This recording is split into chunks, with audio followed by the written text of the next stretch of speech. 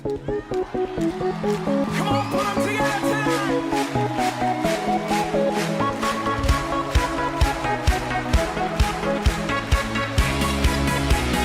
One, two, let's go.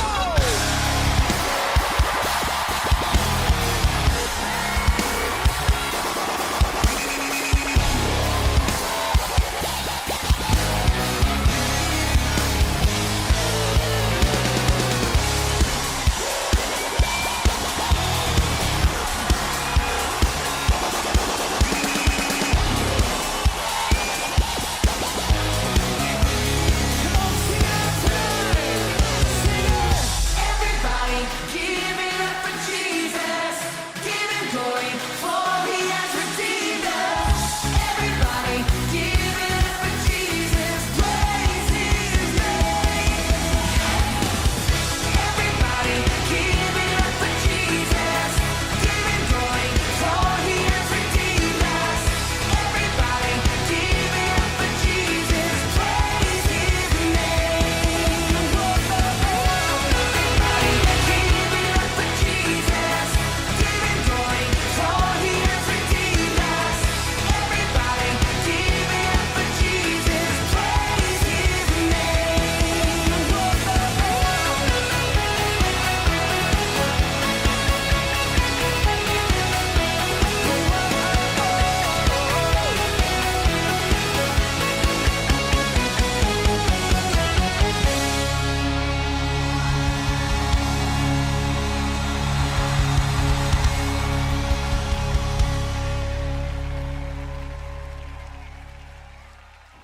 Selamat pagi teman-teman semua.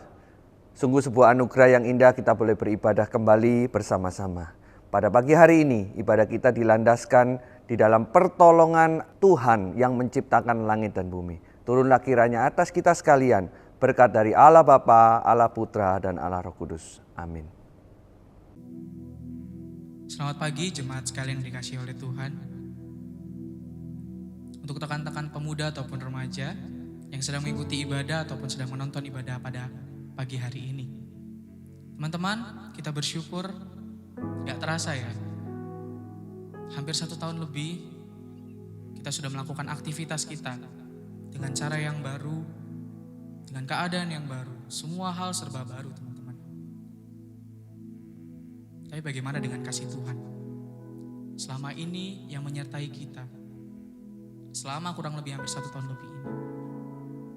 Saya percaya ketika proses penyertaan Tuhan ini, ada kelemahan, ada sukacita, ada sedih, dan bahkan dosa yang terus kita lakukan ketika Tuhan bersama-sama dengan kita. Teman-teman, pagi hari ini saya mau kita semua datang, tertunduk, tersungkur di hadapan Tuhan. Mengingat kembali betapa baiknya Tuhan dalam kehidupan kita. Memberikan kebaikan, keburukan. Itu semua Tuhan punya rencana di balik itu. Mari pagi hari ini, dengan keadaan kita biarkan Tuhan masuk ke dalam hati kita. Memenuhi hadiratnya di dalam hati kita. Kita angkat satu pujian, hadirat-Mu, sebagai ungkapan untuk kita mengingat kasih Tuhan dan biarkan Tuhan memenuhi kita.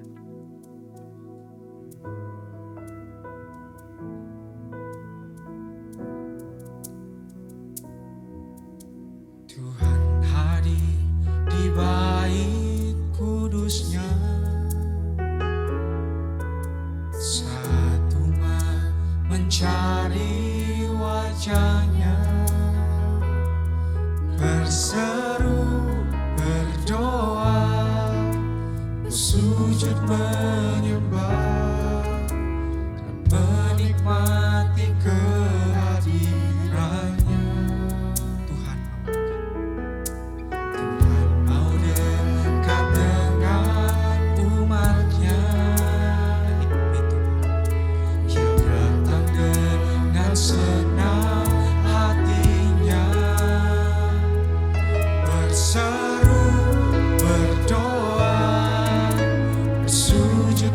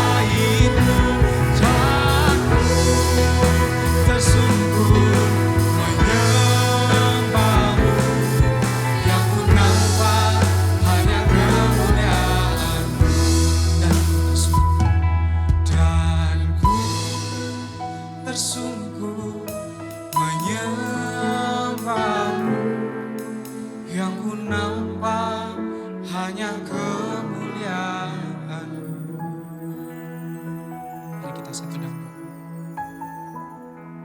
Tuhan terima kasih. Terima kasih Tuhan untuk semua yang kau berikan kepada kami Tuhan. Bahkan sampai detik ini Tuhan, kami boleh bisa merasakan Tuhan, penyertaan-Mu yang luar biasa dalam kehidupan kami. Nafas yang kau berikan kepada kami. Berkat, bahkan keterpurukan Tuhan, kau berikan kepada kami. Itu bukan karena tidak ada maksud. Terima kasih Tuhan untuk semua berkat yang kau berikan kepada kami. Keajaiban-keajaiban yang kau berikan kepada kami Tuhan. Pagi hari ini kami tersungkur Tuhan. Kami tertunduk mengingat Tuhan semua kebaikan-Mu dalam kehidupan kami. Tuhan, Bapa, pagi hari ini Tuhan, kami datang dengan kondisi kami yang sekarang. Kami ingin memuliakan nama-Mu Tuhan. Kami ingin memuji kebesaran-Mu. Kami pengen Tuhan lebih dekat sekali lagi kepada Engkau Tuhan. Untuk kedepannya. Ini kami Tuhan, hati kami, pikiran kami. Siapkan kami Tuhan pagi hari ini. Untuk kami boleh bisa memuji, memuliakan nama-Mu. Sebagai bukti Tuhan, kami sudah bersyukur kepada Engkau. Karena kasih-Mu yang tidak cukup buat kami Tuhan. Terima kasih Tuhan, terima kasih. Kami menyerahkan diri kami, mulut pikiran kami Tuhan. Semuanya untuk kemuliaan bagi nama-Mu. Sebab Engkau Allah yang selalu menyertai kami. Terima kasih Tuhan. Ini kami, hanya dalam nama-Mu saja kami ucap syukur Tuhan dan berdoa. Amin. Selamat pagi semuanya. Wah, selamat pagi. Wah, mantap. Kita bersyukur kepada Tuhan. Jika pagi hari ini kita boleh bisa memuji, memuliakan nama Tuhan. Melihat kebesaran Tuhan yang luar biasa kepada kita. Biar melalui mulut kita memuji, memuliakan nama-Mu Tuhan. Karena Tuhan ajaib. Terpujilah nama-Mu Tuhan. Terpujilah nama-Mu Tuhan. Yes. Kuat dan penuh kemuliaan. Satu suara. Satu suara kami nyatakan kebesaran-Mu kekal selamanya. Dengan hati kita katakan terpujilah nama-Mu Tuhan. Terpujilah nama-Mu Tuhan. Kuat dan penuh kemuliaan. Kuat dan penuh kemuliaan.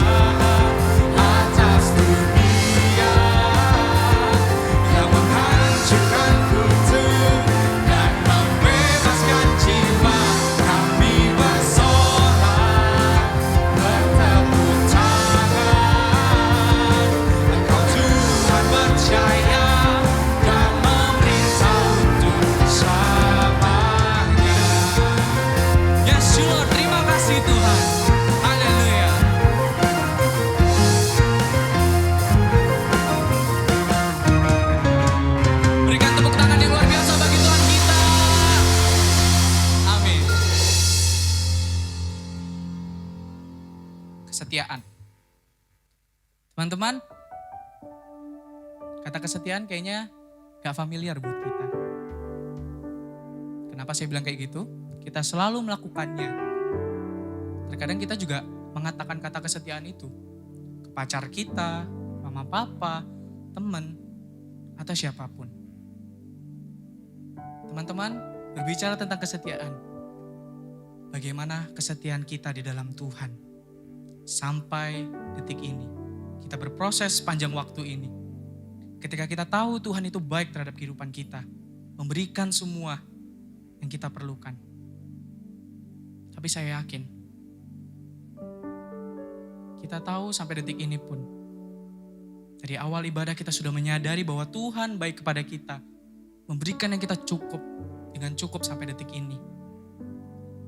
Memberikan hal yang kita butuhkan. Tapi kita sebagai manusia memiliki rasa takut. Memiliki rasa bingung. Ataupun rasa-rasa yang lain teman-teman. Sampai detik ini. Teman-teman, makna kesetiaan merupakan proses dalam kehidupan kita. Pagi hari ini mari kita bawa.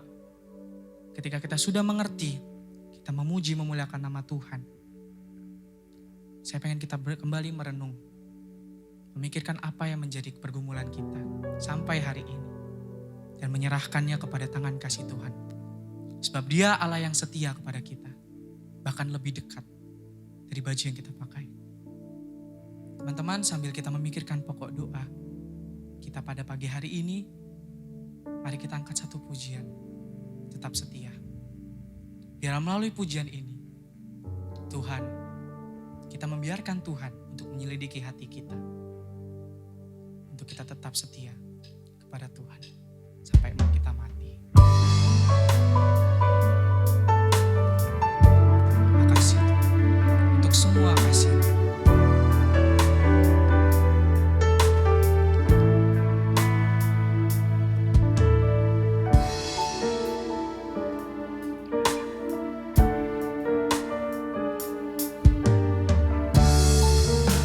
Mari kita angkat pujian kita. Selidiki aku. Selidiki aku. Lihat hatiku. Apakah ku sungguh mengasihi Yesus? Kau yang Maha Tahu dan menilai hidupku. Tak ada yang tersembunyi bagi. Selidiki aku Tuhan. Selidiki aku. Lihat hatiku.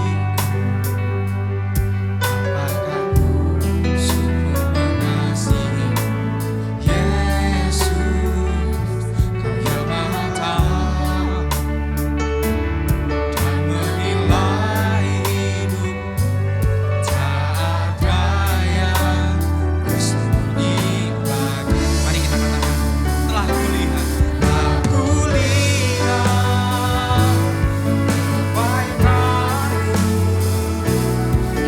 tak pernah habis di hidupku.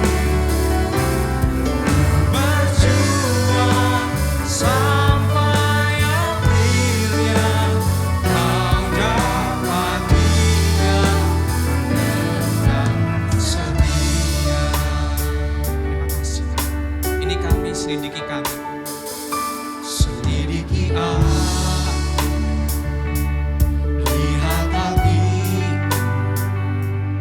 Apakah ku sungguh mengasihi Yesus?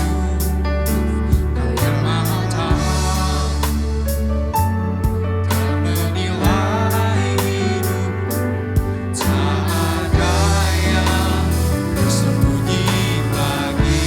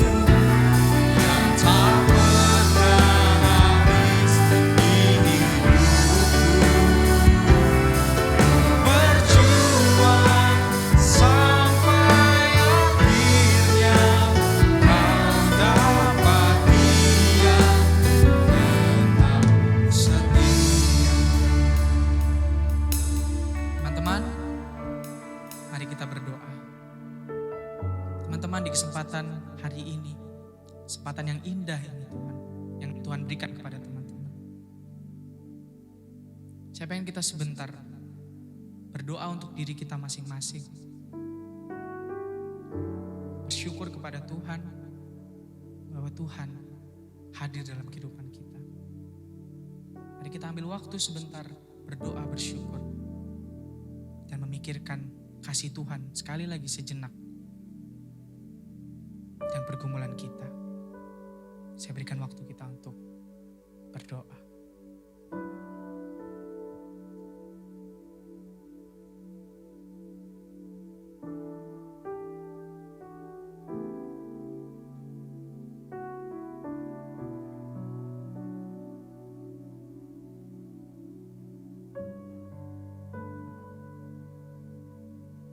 Teman-teman,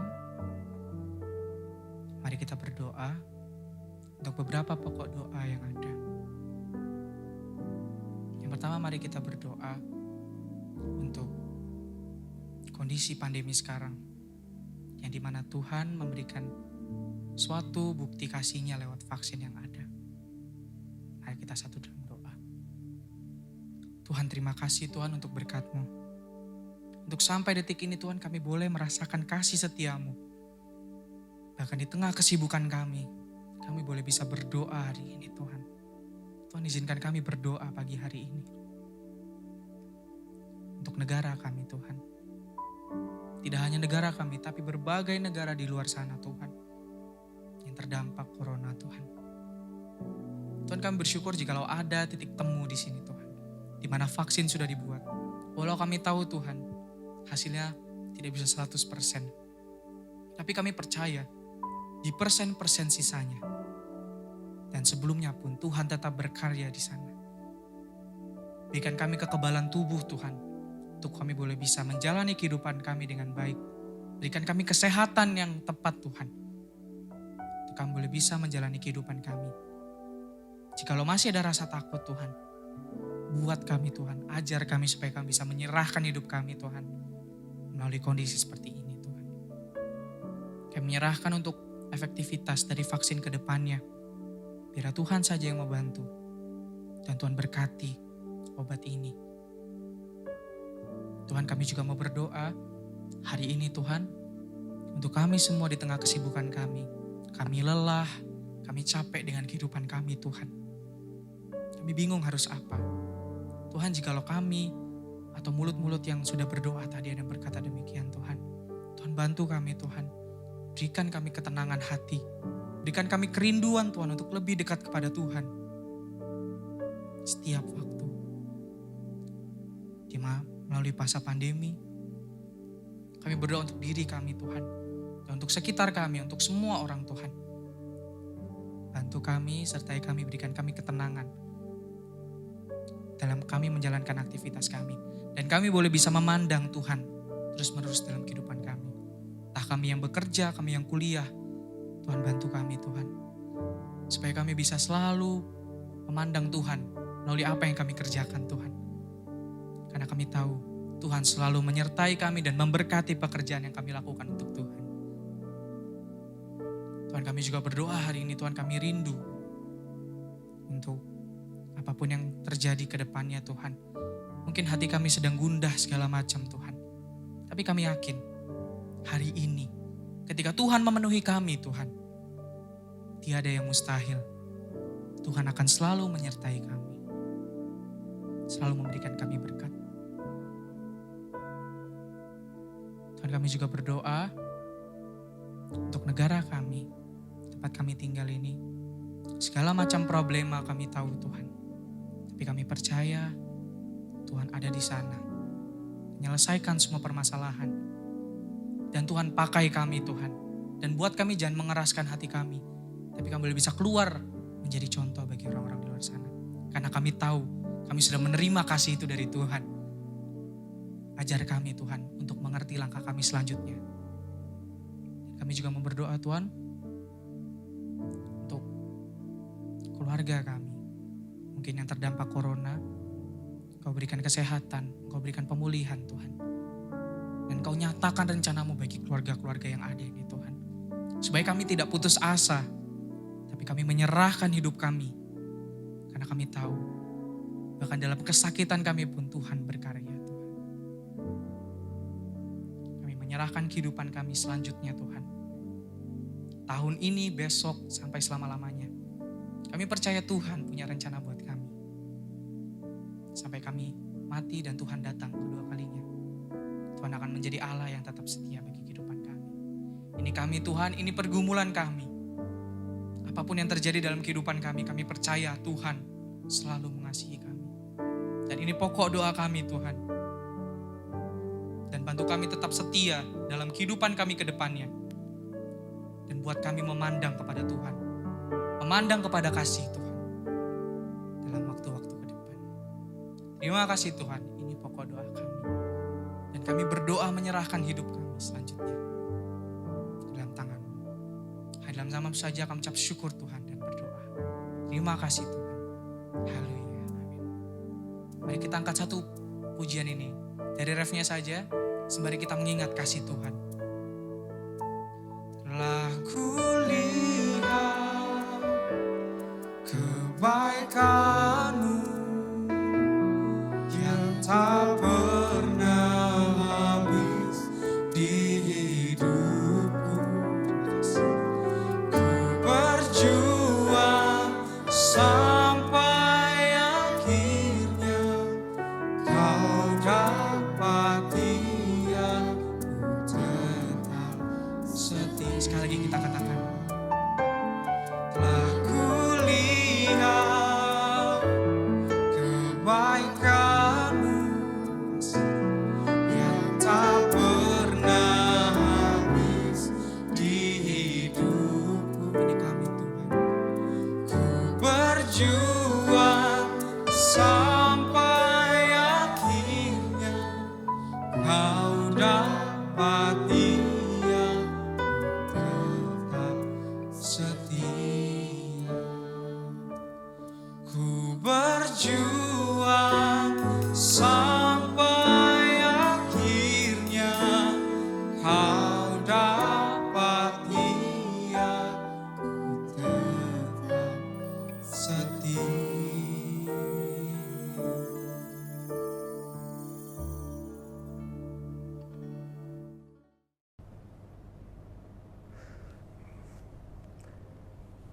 Selamat pagi saudara-saudara.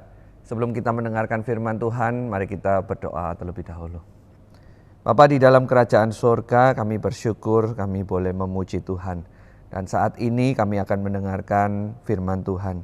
Biarlah setiap kali kami mendengarkan firman itu sungguh-sungguh tertanam di hati kami. Karena kami tahu manusia bukan hanya hidup dari makanan jasmani saja, tetapi juga dari makanan rohani yang menguatkan rohani kami. Tuhan tolong supaya kami bukan sekedar menonton ibadah saja, tetapi benar-benar melakukan firman itu di dalam kehidupan kami. Berkati hamba-Mu yang akan menyampaikan firman Tuhan dan berkati kami semua yang akan mendengarkan. Berikan kami konsentrasi, kemauan, kerinduan untuk bertumbuh di dalam firman. Di dalam nama Tuhan Yesus Kristus kami berdoa. Amin. Selamat pagi saudara-saudaraku yang dikasihi oleh Tuhan. Sungguh bersyukur bisa kembali menyampaikan firman Tuhan di tengah-tengah Anda. Pada pagi hari ini firman Tuhan akan melanjutkan pembahasan kita tentang Tuhan Yesus. Kalau kemarin kita belajar Tuhan Yesus sebagai seorang imam besar, maka hari ini kita belajar Tuhan Yesus sebagai seorang nabi. He is our prophet. Saudara, tahun lalu kantor berita Reuters menerbitkan sebuah artikel yang mengenang jasa-jasa daripada dokter-dokter yang berjibaku untuk mengatasi COVID, khususnya di Tiongkok. Dan di dalam salah satu artikel itu ada sebuah highlight, ada sebuah penekanan khusus tentang seorang dokter yang bernama Dr. Li Wenliang. Siapa Dr. Li Wenliang ini? Dr. Li Wenliang ini menjadi salah satu penekanan karena dia adalah salah satu dokter yang memblow up kasus ini untuk pertama kalinya. Dan di sana diceritakan bahwa ketika dia mengemukakan kasus ini untuk yang pertama kalinya di bulan Desember tahun 2019, dia dihalang-halangi oleh sejumlah aparat keamanan di Tiongkok. Karena apa? Karena Januari tahun 2020 itu adalah hari raya besar yang dirayakan di seluruh Tiongkok, yaitu Hari Raya Tahun Baru Imlek. Supaya tidak menimbulkan kegaduhan, maka kemudian Dr. Li Wenliang ini yang memblow up pertama kali kasus ini, kemudian dihalang-halangi, bahkan diancam karirnya terhenti apabila ia memblow up kasus ini. Tapi apa yang terjadi? Ketika justru pemerintah itu menghalang-halangi kasus ini, hari ini kita mendapati bahwa COVID-19 ini bukan hanya melanda seluruh Tiongkok, tetapi melanda seluruh dunia. Sudah ratusan juta orang yang terdampak. Belum lagi orang yang meninggal juga sudah mencapai puluhan juta. Itu bukan jumlah yang sedikit. Di artikel itu yang di-highlight salah satunya adalah pentingnya menyuarakan kebenaran. Seorang dokter yang dibungkam karena dilarang menyatakan kebenaran justru membuat gaduh seluruh dunia. Nah, ini menjadi salah satu hal yang menarik ketika saya membaca artikel ini. Bahwa kebenaran itu begitu penting. Sampai-sampai kebenaran itu bisa mengubah kehidupan. Satu lagi terjadi beberapa waktu yang lalu, beberapa minggu yang lalu. Walaupun beritanya, kejadiannya di tahun 2020, tetapi kebenarannya baru diketahui beberapa minggu yang lalu. Kalau teman-teman pernah membaca, ada seorang juga yang bernama Samuel Paty, seorang guru yang harus meregang nyawa karena dia dipenggal akibat dituduh mencemarkan nama baik Nabi Muhammad. Bermula dari seorang anak kecil yang tidak suka kepada gurunya itu, lalu kemudian menyebarkan berita bohong atau yang kita kenal dengan hoax, dan kemudian berita bohong itu dipercaya oleh papanya. Papanya segera mempostingkan itu ke media sosial bahwa gurunya itu sedang mempermalukan Nabi Muhammad, padahal itu tidak benar. Tetapi berita itu dipercaya dan dilihat oleh sebagian orang, yaitu kaum ekstremis, sehingga kaum ekstremis itu kemudian memburu Samuel Paty ini dan kemudian memenggal Samuel Paty dan mati. Kejadian ini baru diketahui beberapa minggu lalu karena siswi yang melaporkan itu kepada bapaknya akhirnya membuka suara bahwa sebetulnya dia tidak suka dengan guru itu dan kemudian menyebarkan berita bohong.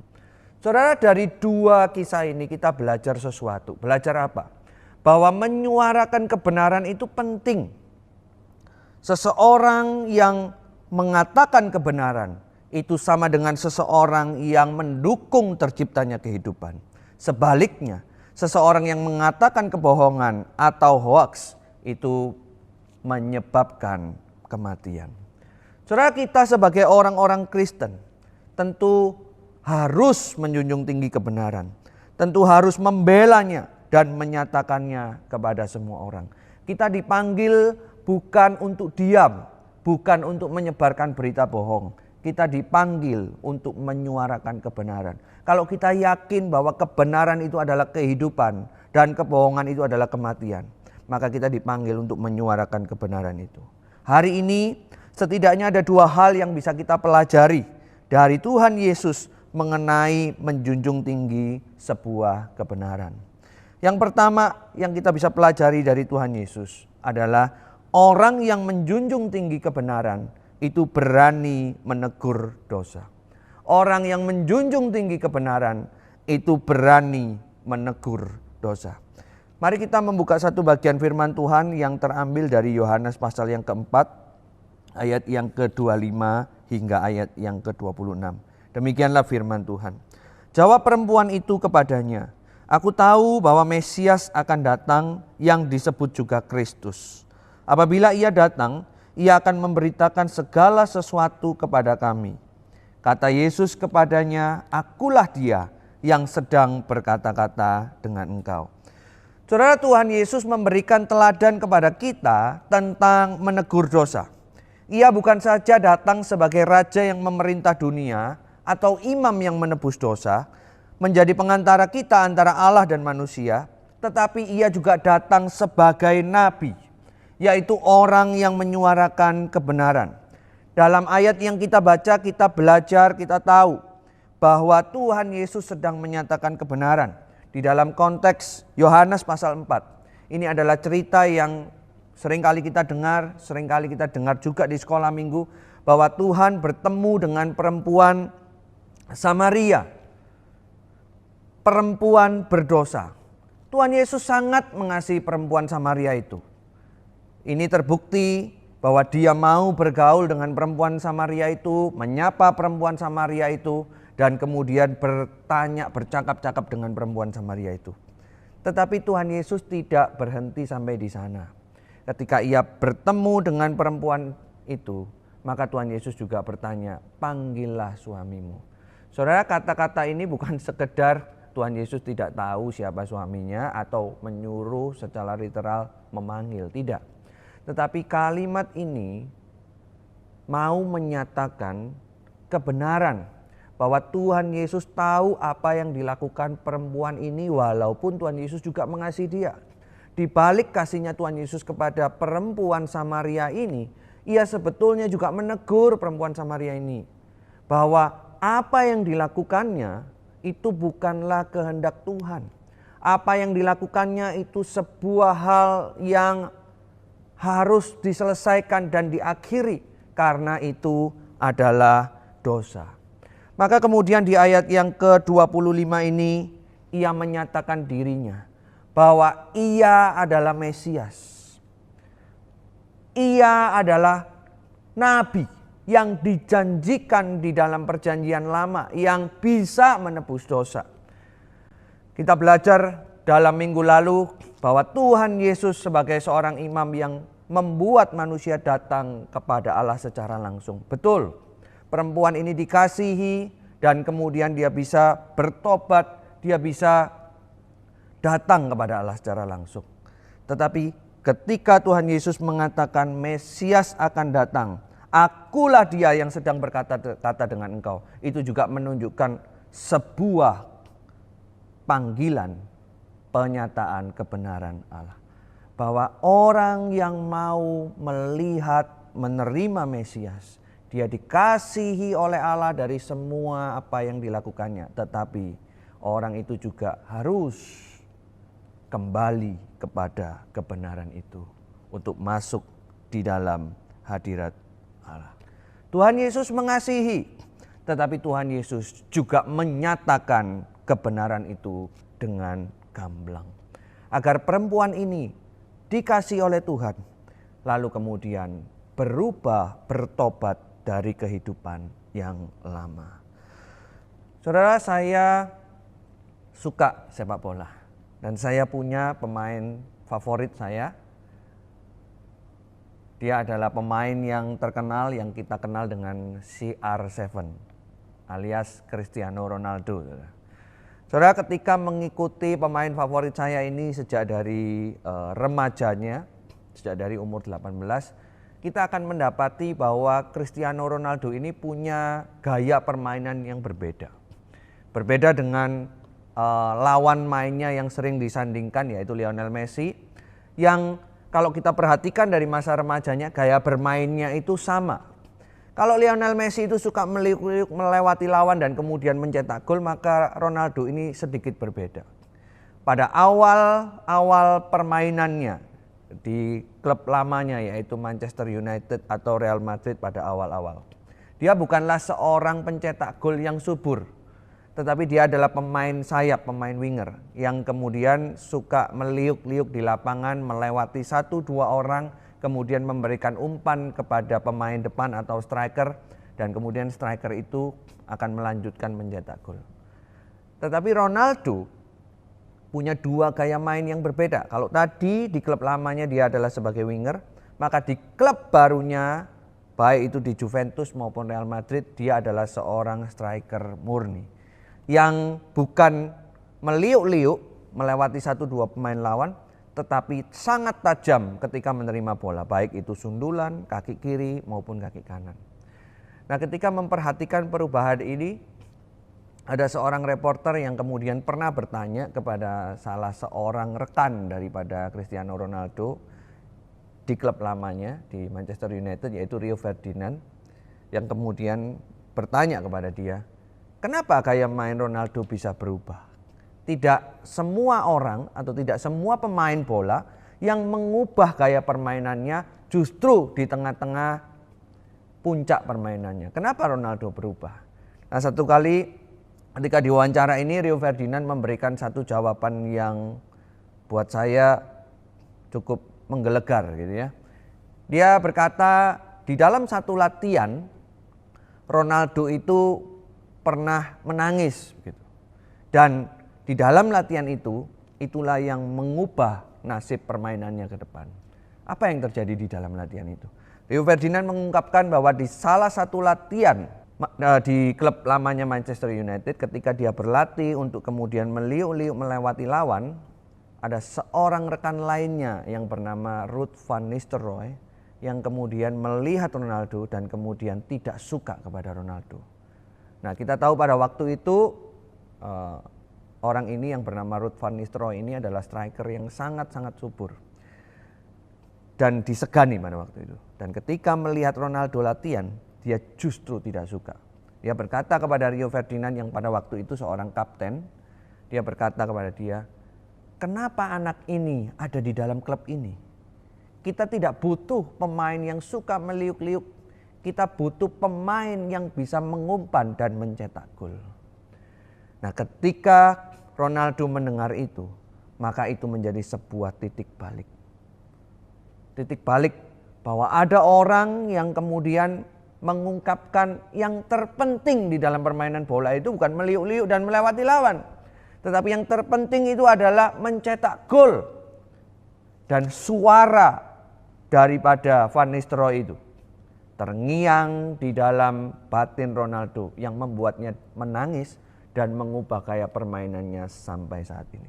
Dalam hal ini, Ruud van Nistelrooy menyatakan kebenaran yang sesungguhnya dari permainan bola ini, sehingga kemudian mengubah seluruh hidup dan permainan Ronaldo. Hari ini Ronaldo menjadi salah satu GOAT, greatest of all time. Dia mencetak gol melebihi pemain manapun di dunia ini, termasuk Pele. Tapi satu perkataan itu, satu penyataan kebenaran itu mengubahkan kehidupan Ronaldo. Saudara, apa yang bisa kita lakukan ketika kita belajar firman ini, ketika kita belajar daripada Tuhan Yesus? Sekali lagi, kalau kita adalah anak-anak Tuhan yang menjunjung tinggi kebenaran, maka kita harus berani untuk menegur. Hari ini saya ingin kita belajar satu hal yang barangkali kita jarang dengar, yang barangkali kita juga jarang lakukan. Apa itu?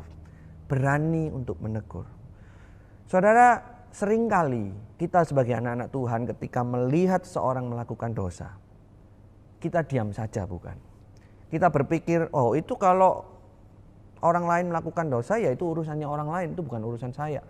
Itu urusan dia dengan Tuhan. Kalau ada orang lain yang salah, ya udah, kita cuma menasihati, kita cuma ngasih tahu. Kalau dikasih tahu nggak dengar, ya sudah. Itu urusannya dia dengan Tuhan. Sering saya mendengar banyak alasan seperti itu. Atau juga alasan-alasan lain yang nanti kalau saya tegur hubungan saya jadi renggang. Jadi lebih baik ya sudah, itu urusannya dia saja. Tetapi saya percaya tidak demikian, teman-temanku. Justru ketika kita berani menegur dan ada orang-orang lain yang sudah diselamatkan yang sama-sama dengan kita mendengar teguran itu, barangkali teguran itu menjadi salah satu rema, menjadi salah satu pengubah hidup dari mereka. Kita perlu untuk belajar menegur. Tentu menegur itu bukan berarti mengolok-olok. Menegur itu juga bukan berarti kemudian menyatakan kesalahan itu di depan orang banyak, tidak. Alkitab memberitahukan kita kalau kita mau menegur, kita belajar untuk ngomong empat mata dengan dia. Apa yang menjadi kesalahannya? Tentu seperti yang Tuhan Yesus juga contohkan, kita juga perlu menegur dengan kasih. Kita mengasihi dia tetapi kita perlu untuk menyatakan kesalahannya, untuk memberitahukan kebenaran. Kita mengasihi dia, kita bertumbuh bersama-sama, kita juga harus berani menegur. Belajarlah teman-teman untuk menegur. Menegur dengan kasih, menegur juga untuk pertumbuhan rohani kita yang menegur. Sama-sama bertumbuh, sama-sama hidup di dalam kebenaran. Yang kedua, apa yang bisa kita pelajari dari Tuhan Yesus mengenai menjunjung tinggi sebuah kebenaran? Yang kedua adalah orang yang menjunjung tinggi kebenaran itu berani berkorban demi kebenaran. Orang yang menjunjung tinggi kebenaran berani berkorban demi kebenaran. Saudara-saudara, sejak dari perjanjian lama, menjadi nabi itu sebuah anugerah yang luar biasa. Menjadi nabi itu berarti ia mendapatkan mandat Allah dan berkomunikasi dengannya untuk menyatakan kehendak Allah kepada umat. Tetapi yang perlu kita ingat adalah seringkali menjadi nabi itu adalah kondisi yang tidak menyenangkan. Saudara, kalau kita melihat sejarah nabi dari Alkitab, kita akan melihat bahwa perjalanan hidup seorang nabi itu bukan perjalanan yang menyenangkan. Seringkali digambarkan adalah perjalanan yang sangat sulit.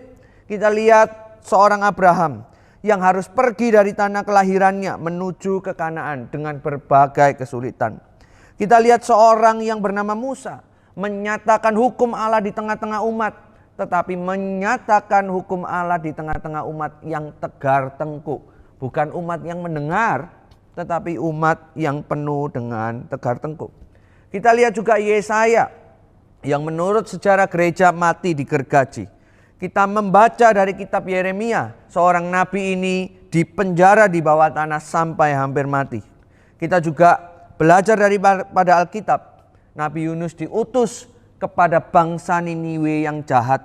Saudara, saya pernah menceritakan bahwa kehidupan waktu itu di Niniwe, khususnya satu bangsa ini adalah sebuah bangsa yang keji.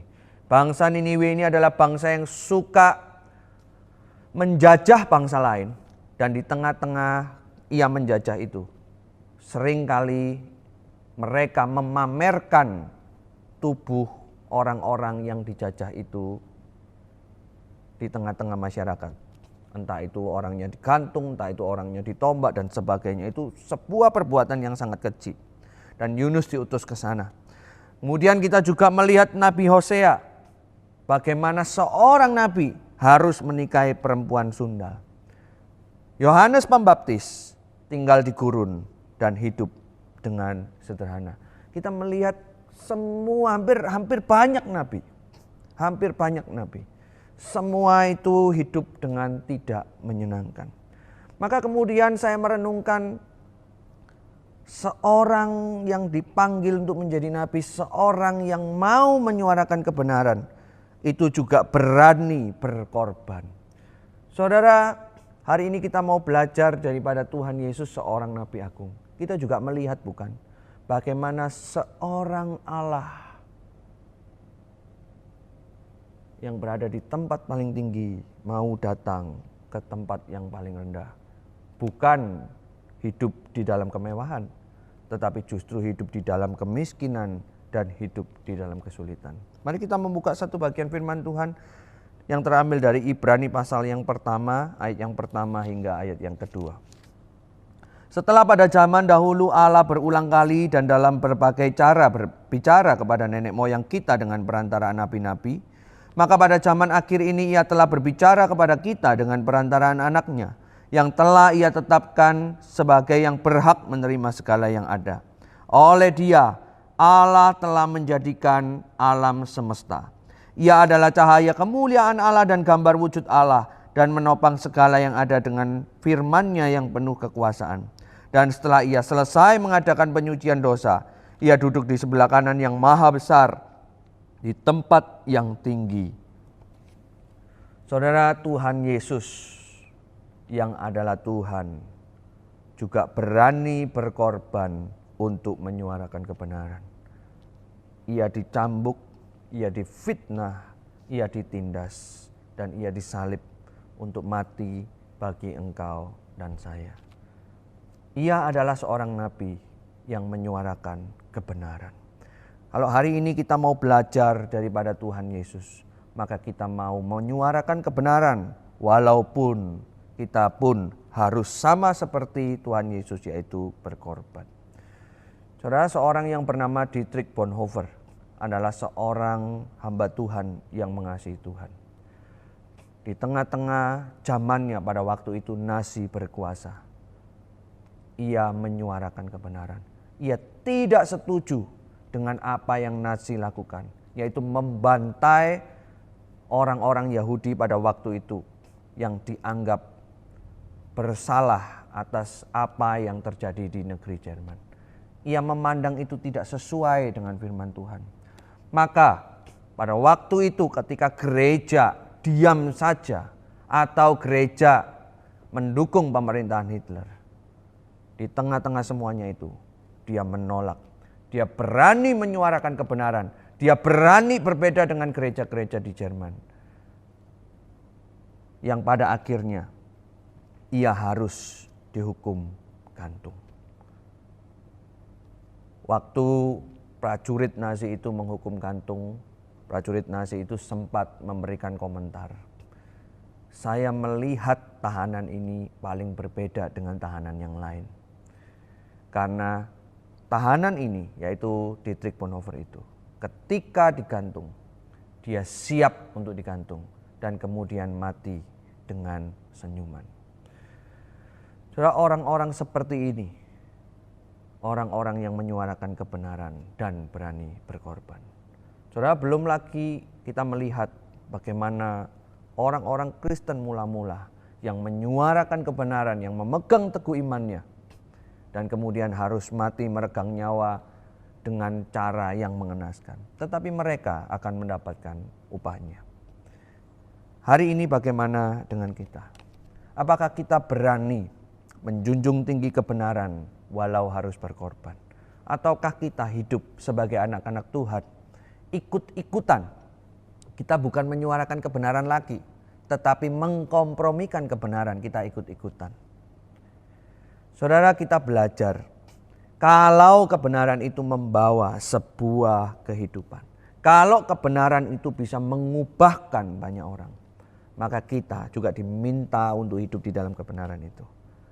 Kita harus berani berkorban. Kalau kita hari ini menjadi seorang pelajar, mau enggak kita hidup di dalam kebenaran? Mau enggak kalau teman-teman yang lain nyontek, oh saya enggak nyontek. Saya berusaha untuk sebisa mungkin hidup di dalam kebenaran walaupun berkorban. Berkorban apa? Belajar lebih keras. Bahkan mungkin istirahat kepotong, waktu main kepotong. Tetapi aku melakukannya karena aku menjunjung tinggi kebenaran itu. Tidak gampang memang, ada kalanya kita gagal. Tetapi kita mau terus berusaha. Saya percaya dengan kekuatan Roh Kudus, Tuhan akan memampukan Anda. Bagi kita yang mahasiswa, kita perlu mengevaluasi diri kita. Apakah kita kuliah online ini sekedar lolos atau lulus dengan gemilang? Apakah sekedar ikut-ikutan, pokoknya lewat aja. Yang penting orang tua sudah bayar, aku sudah bayar, yang penting lewat dan selesai. Saya rasa orang yang menyuarakan kebenaran tidak demikian. Orang yang menyuarakan kebenaran melakukan tugas-tugas kuliahnya dengan penuh semangat, menjadikannya itu suara kebenaran untuk melayani dunia, untuk melayani Tuhan. Bagi kita yang kerja, ayo renungkan, apakah kerjaan kita ini sedang menyatakan kebenaran dan kita mau berani berkorban? Apakah ketika kita lagi mengurus banyak perizinan, kita mulai berpikir untuk mungkin ini ada cara yang gampang dengan menggunakan pelicin-pelicin, atau terus teguh di dalam kebenaran dan berani berkorban, harus kehilangan waktu, harus kehilangan biaya dan sebagainya. Apakah pekerjaan kita adalah pekerjaan yang sungguh membawa kebenaran Tuhan itu dinyatakan di dalam dunia? apapun kita yang mendengarkan firman, siapapun kita yang mendengarkan firman ini, mari kita mengevaluasi diri kita. Beranikah kita berkorban demi kebenaran itu? Kalau kebenaran Alkitab ini yang layak untuk dijunjung tinggi dan kita memilikinya, kita menghidupinya, ayo mari kita belajar berkorban. Saya percaya saudara, kepada orang-orang yang dipanggil Tuhan untuk menyuarakan kebenaran, yaitu dengan menegur dosa, dengan berkorban, kepada orang itulah keajaiban Tuhan akan dinyatakan. Sama seperti nabi-nabi di perjanjian lama. Sama seperti apa yang Tuhan Yesus contohkan sebagai seorang nabi. Maka Allah akan memberkati kita semua. Dan dunia pun diberkati oleh apa yang kita lakukan. Mari bersama kita melakukan kebenaran. Mari bersama kita berjuang bersama-sama dengan Allah. Bersama-sama dengan saya. Saya pun tidak 100% bisa melakukan kebenaran ini. Tetapi mari kita berjuang, bertumbuh bersama-sama dengan kekuatan daripada Allah Roh Kudus. Mari bersama kita berdoa. Tuhan, terima kasih untuk firman-Mu pada pagi hari ini. Kami belajar tentang Engkau sebagai seorang nabi. Kami belajar tentang Engkau yang berani menyuarakan kebenaran dengan menegur dosa. Dan kami juga belajar dari Engkau menyatakan kebenaran dengan berani berkorban. Tolong setiap kami ini ya Tuhan, supaya kami bukan hanya mendengar tapi juga benar-benar mau melakukan firman Tuhan. Kalau ada teman-teman yang melakukan kesalahan, kami juga mengasihi mereka, tetapi juga berani untuk menegur mereka. Dan kami percaya ketika kami berani menegur, berani berkorban, berkat Tuhan, keajaiban Tuhan akan dinyatakan kepada kami lebih dan lebih lagi. Terima kasih ya Tuhan, terima kasih. Di dalam nama Tuhan Yesus Kristus kami berdoa. Amin. Saya mengundang teman-teman untuk bangkit berdiri. Mari dengan hati kita, dengan iman kita akui iman kita di hadapan Tuhan. Pengakuan iman rasuli.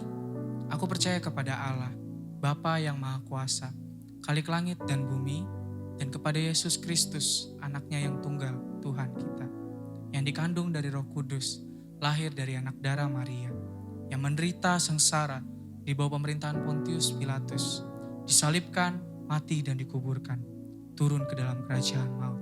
Pada hari yang ketiga, bangkit pula dari antara orang mati, naik ke surga, duduk di sebelah kanan Allah, Bapa yang Maha Kuasa, dan dari sana Ia akan datang untuk menghakimi orang yang hidup dan yang mati. Aku percaya kepada Roh Kudus, gereja yang kudus dan am, persekutuan orang kudus, pengampunan dosa, kebangkitan tubuh, dan hidup yang kekal. Amin.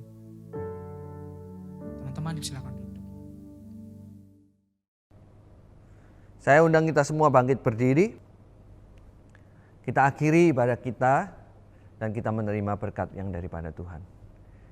Kiranya kasih Allah yang berlimpah-limpah, penebusan daripada Tuhan Yesus Kristus, dan kekuatan daripada Roh Kudus menyertai kita, memampukan kita untuk menyuarakan kebenaran dari sekarang sampai selama-lamanya. Amin. Saudara dipersilakan untuk duduk kembali, mengambil saat teduh, dan ibadah pada pagi hari ini telah selesai. Tuhan memberkati.